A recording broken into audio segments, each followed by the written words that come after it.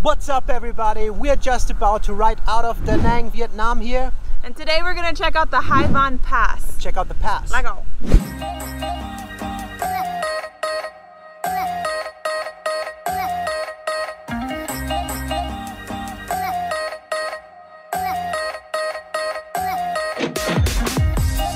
We're filled up and ready to go now. It's apparently gonna be like an hour and a half one way, so we gotta fill up now. We're at the bottom of the mountain where the pass starts, and you have two choices here. There's a tunnel leading all the way through the mountain, and you come outside, out on the other side.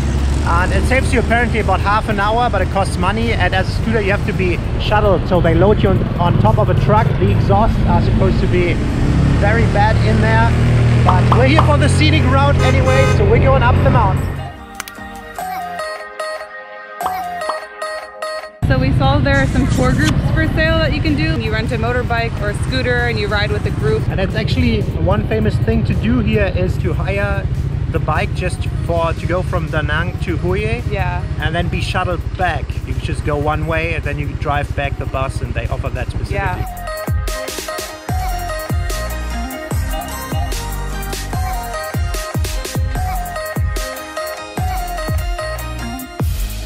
So we're driving up now and we're getting into the mountains a little bit, and it's so pretty. You're over here looking on your right and there are these beautiful waters and like private beaches. I want to know how you get to those beaches because they look awesome.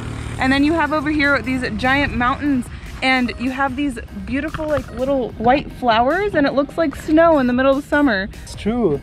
Oh, I really like it. Super white. From the far it looks like just green leaves with snow on it. Oh, I'm loving it so far.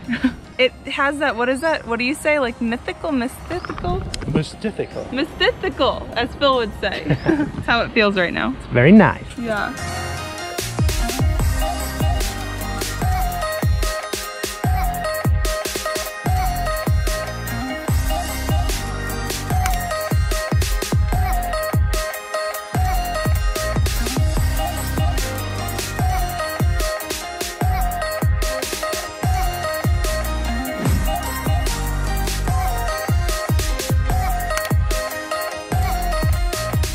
We just drove down for another 20 minutes or so from the highest point, and this just opened up.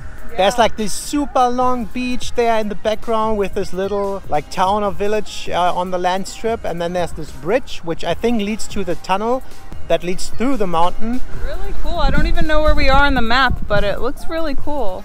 Like a beach paradise over there.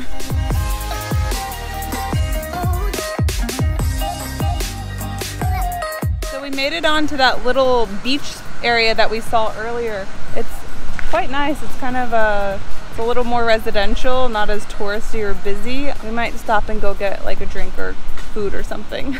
It's so hot that you're not really hungry, but we should probably take a break before we drive back. So we're on the other side of the Hai Van Pass, which is maybe in background. Maybe not. We just stopped at the beach here at a little seafood restaurant. We're having some fried noodles with seafood and shrimp. Just take a little break, and then we're gonna go all the way back the same way, which is about like 19 minutes. It's nice because we're right beside the water over here. There's like this full-on restaurant. We're right next to the water, and they have all these little restaurants set up. And the seafood in this area is really good. They have a lot of fish options, a lot of like shellfish, squid. We're gonna dig in. It looks good. Are you excited? He's so hungry. He's already eating.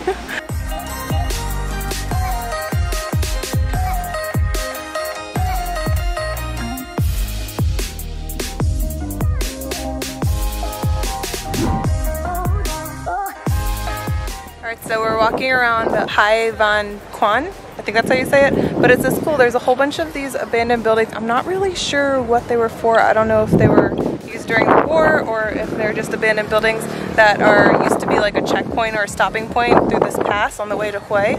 I don't know. If you know, let us know in the comments below, because I'm really curious as to what this is. This pass is like one of the highest passes in Vietnam. People have used some like set up restaurants and stuff over there, but you get a good view. You can see DaNang City over here. We're staying on the beach side, but you can see the city as the tall buildings over there. And that long straight beach part is DaNang Bay. And no matter how many photos or videos you take, it really cannot capture how beautiful this is. It's amazing.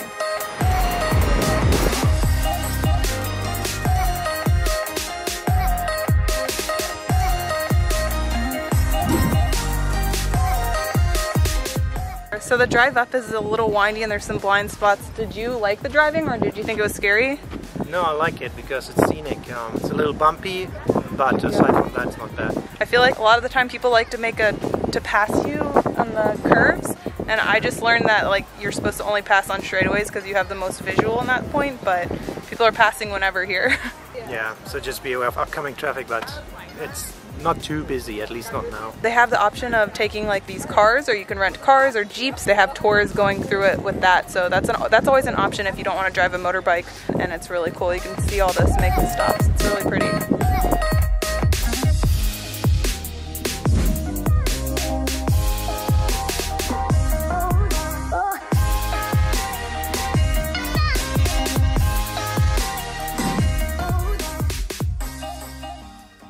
So we came down from the highest point we just were. Now we're on the way back to DaNang, which is in the background there.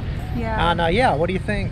I thought it was amazing. This is definitely worth it. Even if you're only spending like a week here, it's a cool ride. I mean, if you don't drive a motorbike, you can easily rent a car, or they have hired groups that'll drive you around. It's really pretty. Bottom line is, if you like views, this is one of the best views you can get around here in the area. Yeah. And it's a nice change of pace to go out of the city and just experience that little ride. We're gonna make our way back to the city. Yes. Grab some food. Thumbs up for awesome views. We'll see you next time. Thank you so much for watching. Bye. Bye.